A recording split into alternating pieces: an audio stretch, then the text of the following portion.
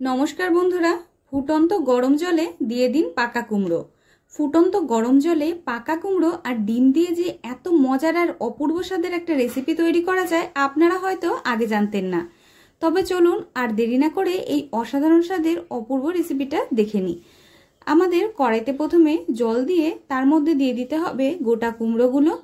आमी एखाने पाका कुमड़ोके फाली करे केटे निয়েছি। तार साथे दिए दिচ্ছি একটা গোটা টমেটো, দিয়ে দিচ্ছি একটা আলু। আলুটাকে আমি আগের থেকে ছুলে মাঝখান থেকে দুভাগ করে কেটে নিয়েছি। দিয়ে দিচ্ছি একটা কাঁচা লঙ্কা, দিয়ে দিচ্ছি 3টে পেঁয়াজ। এখন বেশ কিছুক্ষণ আমাদের ঢাকা দিয়ে সেদ্ধ করে নিতে হবে। আমি এখানে কয়েক কোয়া রসুনও দিয়ে দিয়েছি। ভালোভাবে আমাদের কুমড়োটাকে বেশ কিছুক্ষণের জন্য সেদ্ধ করে নিতে হবে। দেখুন বন্ধুরা, কুমড়োটা কিন্তু আমি ভালোভাবে সেদ্ধ করে নিয়েছি। এখন কুমড়োর ভেতরে আমি যে টমেটো, পেঁয়াজ আর লঙ্কা আর রসুনগুলো দিয়ে দিয়েছি সেগুলোকে আমি এখন ঠান্ডা জলের মধ্যে নামিয়ে নেব।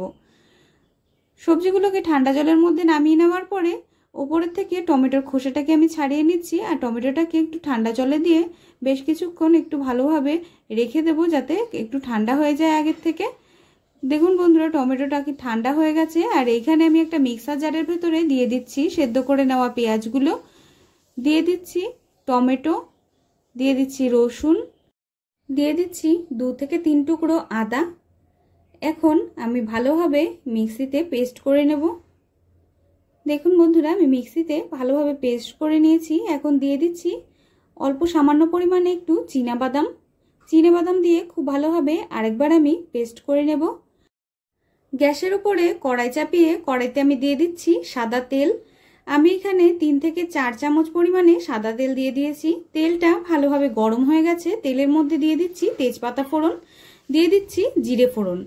তেজপাতা জিরেটা ভালোভাবে চটপট করে ফুটে উঠেছে। এখন আমি যে মশলাটা তৈরি করে নিয়েছিলাম সেই মশলাটা দেখুন ঠিক এইরকমভাবে আপনাদের মিহি করে বেটে নিতে হবে। তেলের মধ্যে আমি সম্পূর্ণ মশলাটা দিয়ে দেব। মশলাটা সম্পূর্ণ দিয়ে দেওয়ার পরে মশলার মধ্যে আমি এখানে সামান্য পরিমাণে একটু জল দিয়ে দিয়েছি। এখন মশলাটাকে আমাদের বেশ কিছুক্ষণ ভালোভাবে কষিয়ে নিতে হবে। মশলাটাকে আমি বেশ কিছুক্ষণ ভালোভাবে কষিয়ে নিয়েছি। এখন দিয়ে দেব অল্প সামান্য পরিমাণে হলুদ আর দিয়ে দেব অল্প সামান্য পরিমাণে লবণ আর হলুদ দিয়ে মশলাটাকে বেশ কিছুক্ষণ ভালোভাবে কষিয়ে নেব। বন্ধুরা, কুমড়ো আর ডিমের তো আপনারা অনেক রেসিপি খেয়েছেন, কিন্তু এই রকম ভাবে আপনারা যদি ডিম আর কুমড়োর রেসিপি তৈরি করেন খেতে কিন্তু দুর্দান্ত লাগবে। যে কুমড়ো খেতে একেবারে পছন্দ করে না সেও কিন্তু চেটে পুটে এক থালা ভাত হামেশাই খেয়ে নেবে। মশলাটাকে আমাদের একটু সময় নিয়ে ভালোভাবে কষিয়ে নিতে হবে। মশলাটা যতটা ভালো করে আপনারা কষাবেন এই রেসিপিটার টেস্ট কিন্তু ততটাই ভালো আসবে। এইখানে আমি একটা ছোট্ট বাটির মধ্যে নিয়ে নিয়েছি দুধের মধ্যে আমি দিয়ে দিচ্ছি 1 চামচ পরিমাণে লঙ্কার গুঁড়ো আর দিয়ে দিচ্ছি 1 চামচ পরিমাণে কাশ্মীরি রেড চিলি পাউডার, দিয়ে দিচ্ছি 1 চামচ পরিমাণে ধনে গুঁড়ো। এখন খুব ভালোভাবে দুধের মধ্যে আমি মশলাটাকে ভালোভাবে চামচের সাহায্যে মিশিয়ে নেব। আর এইখানে আমি মশলাটাকে বেশ কিছুক্ষণ কষিয়ে নিয়েছি কড়াইতে। এখন কষিয়ে নেওয়া মশলার মধ্যে এই দুধটাকে ঢেলে দিয়ে বেশ কিছুক্ষণ আমাদের ভালোভাবে নেড়েচেড়ে কষিয়ে নিতে হবে। বন্ধুরা, আপনারা এই রেসিপিটা একবার অন্তত বাড়িতে তৈরি করে দেখবেন। খেতে এতটাই টেস্টি হবে যে একবার যদি আপনারা তৈরি করেন আর আপনারা অন্যরকমভাবে কুমড়ো রান্না করবেন না। মশলাটাকে বেশ ভালোভাবে আমি কষিয়ে নিয়েছি। মশলা থেকে দেখুন তেল ছেড়ে দিয়েছে। আরও বেশ কিছুক্ষণ আমাদের মশলাটাকে একটু সময় নিয়ে কষিয়ে নিতে হবে। মশলাটাকে একটু ঢেকে ঢেকে আমাদের ভালোভাবে কষিয়ে নিতে হবে। এখন আমি আবার মশলাটাকে একটু নেড়ে চেড়ে ঢাকা দিয়ে দিচ্ছি। গ্যাসের ফ্লেমটা এই অবস্থায় আমাদের লোতে রাখতে হবে। দেখুন মশলাটার থেকে সম্পূর্ণভাবে তেলটা কতটা ভালোভাবে ছেড়ে দিয়েছে। এখন মশলার মধ্যে আমি দিয়ে দিচ্ছি জল। আপনারা যতটা ঝোল খেতে পছন্দ করেন সেই বুঝে কিন্তু আপনারা জলের পরিমাণটা নিজেদের অনুযায়ী বেশি অথবা কম দিতে পারেন। জলটা দেওয়ার পরে একবার ভালোভাবে নাড়িয়ে চাড়িয়ে মিশিয়ে নেব।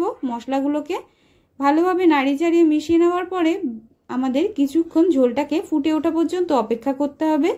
ঝোলটা ফুটে উঠলে আমি সামান্য পরিমাণে একটু চিনি দিয়ে দিচ্ছি। আপনারা চিনি যদি না খেতে চান চিনিটা আপনারা স্কিপ করতে পারেন, তবে এই রেসিপিতে সামান্য একটু চিনি দিলে স্বাদটা কিন্তু ব্যালেন্স হয়ে যায়, খুবই ভালো লাগে খেতে। দেখুন বন্ধুরা, আমি কুমড়োটাকে ভালোভাবে কিন্তু সেদ্ধ করে নিয়েছি। এখন সেদ্ধ করে নেওয়া কুমড়োটাকে আমি গ্রেটারের সাহায্যে ভালোভাবে গ্রেট করে নেব। কুমড়োটাকে আমাদের মিহি করে গ্রেট করে নিতে হবে। কুমড়োটাকে আমি ভালোভাবে মিহি করে গ্রেট করে নিয়েছি। এখন দিয়ে দিচ্ছি সেদ্ধ করে রাখা আলু। সেদ্ধ করে রাখা আলুকে আমি গ্রেটারের সাহায্যে ভালোভাবে গ্রেট করে দিয়ে দেব। সম্পূর্ণ কুমড়োটা আর আলুটাকে আমি ভালোভাবে গ্রেট করে একটা থালার মধ্যে নিয়ে নিয়েছি। এখন দিয়ে দিচ্ছি সামান্য পরিমাণে একটু হলুদ গুঁড়ো, দিয়ে দিচ্ছি স্বাদ অনুযায়ী অল্প সামান্য পরিমাণে একটু লবণ। এখন হাতের সাহায্যে খুব ভালোভাবে আমি চটকে কুমড়ো আর আলুটাকে মেখে নেব। খুব ভালোভাবে কুমড়ো আর আলুটাকে আমি চটকে মেখে নেব। এখন দিয়ে দেব অল্প সামান্য পরিমাণে একটুখানি ধনে গুঁড়ো, দিয়ে দিচ্ছি অল্প সামান্য পরিমাণে একটুখানি লঙ্কার গুঁড়ো। আপনারা যতটা ঝাল খেতে পছন্দ করবেন সেই বুঝে কিন্তু লঙ্কার গুঁড়োর পরিমাণটা একটুখানি বাড়িয়ে অথবা কমিয়ে নিতে পারেন। এখন গুঁড়ো মশলাগুলো দেওয়ার পরে আরেকবার আমি হাতের সাহায্যে ভালো করে মেখে নেব। তার আগে এখানে আমি দিয়ে দিচ্ছি 2টো ডিম। আপনারা চাইলে 2টোর জায়গায় 3টে অথবা 4টে ডিমও দিতে পারেন। দিয়ে দিচ্ছি 3 থেকে 4 চামচ পরিমাণে বেসন। বেসনটা দেওয়ার পরে হাতের সাহায্যে খুব ভালোভাবে আমি মেখে নেব। বন্ধুরা, এই রেসিপিটা এতটাই ভালো হয় যে আপনারা ভাতের সাথে তো খেতেই পারবেন, তা বাদে রুটি পরোটা সব কিছুর সাথেই কিন্তু খেতে পারবেন, তাও কিন্তু অসাধারণ লাগবে। কেউ যদি কুমড়ো খেতে একেবারে পছন্দ না করে তাকেও যদি আপনি এই রেসিপিটা তৈরি করে খাওয়ান, সে কিন্তু চেটে পুটে পুরো 1 থালা ভাত এই রেসিপিটা দিয়ে খেয়ে নিতে পারবে। কড়াই দিয়ে এখন আমি তেল দিয়ে দিচ্ছি সামান্য পরিমাণে। তেলটা দিয়ে ভালোভাবে কড়াইয়ের চারিপাশে আমি তেলটা লাগিয়ে নেব। কড়াইয়ের চারিপাশে আমি তেলটা ভালোভাবে লাগিয়ে নিয়েছি। এখন কুমড়ো আর ডিমের মিশ্রণটা কড়াইয়ের মধ্যে আমি দিয়ে দেব। সম্পূর্ণ কুমড়ো আর ডিমের মিশ্রণটাকে আমি কড়াইয়ের মধ্যে ঢেলে দেওয়ার পরে হাতের সাহায্যে ভালোভাবে ছড়িয়ে নেব। হাতের সাহায্যে চারপাশ থেকে সুন্দরভাবে ছড়িয়ে নেব। ভালোভাবে আমি ছড়িয়ে নিয়েছি দেখুন। এখন কিছুক্ষণ আমি ঢাকা দিয়ে রাখবো। কিছুক্ষণ ঢাকা দিয়ে এক পিঠ ভালোভাবে আমাদের ভাজা হতে দিতে হবে। ওপর থেকে আমি সামান্য পরিমাণে একটু গোলমরিচ গুঁড়ো দিয়ে দিয়েছি। আপনারা যদি গোলমরিচ গুঁড়ো খেতে পছন্দ না করেন তাহলে আপনারা স্কিপ করতে পারেন, অথবা আপনাদের যদি গোলমরিচ গুঁড়ো ভালো লাগে তাহলে আপনারা একটু সামান্য পরিমাণে গোলমরিচ গুঁড়ো দিতে পারেন, খেতে কিন্তু তাহলে খুবই ভালো লাগবে। এখন আমি একটা প্লেটের ওপরে নামিয়ে নিয়েছি আর কড়াইতে আরও 2 থেকে 3 চামচ পরিমাণে তেল দিয়ে আরেক পিঠ ভালোভাবে এখন আমি ভেজে নেব।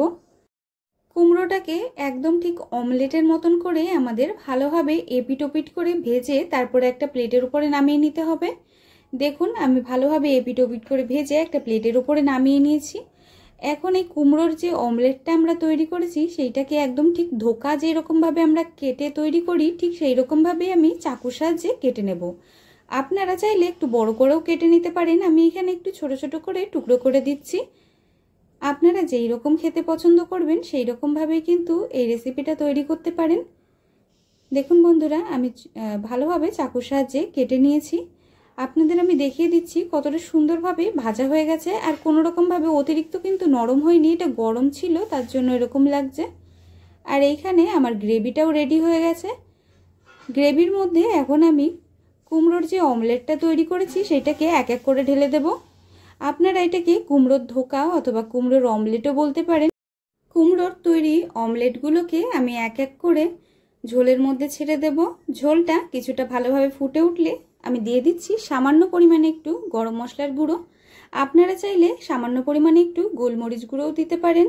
এখন একবার ভালোভাবে আমি মিশিয়ে নেব। কিছুক্ষণ ঢাকা দিয়ে রান্না করে নিলেই কিন্তু তৈরি কুমড়োর ধোকা অমলেট। আমার এই রেসিপিটা আপনাদের কেমন লাগলো আমাকে অবশ্যই কমেন্টের মাধ্যমে জানাবেন। এই নতুন ইউনিক স্বাদের রেসিপিটা আপনাদের যদি ভালো লাগে ভিডিওটাকে অবশ্যই একটা লাইক দেবেন। চ্যানেলে নতুন হয়ে থাকলে চ্যানেলটিকে সাবস্ক্রাইব করে বেল আইকন দাবিয়ে রাখবেন এমন রেসিপি আরও দেখার জন্য। ভিডিওটা ভালো লাগলে নতুন বন্ধুদের মধ্যে ভিডিওটাকে শেয়ার করে দেবেন। আপনারা সবাই খুব ভালো থাকবেন, সুস্থ থাকবেন।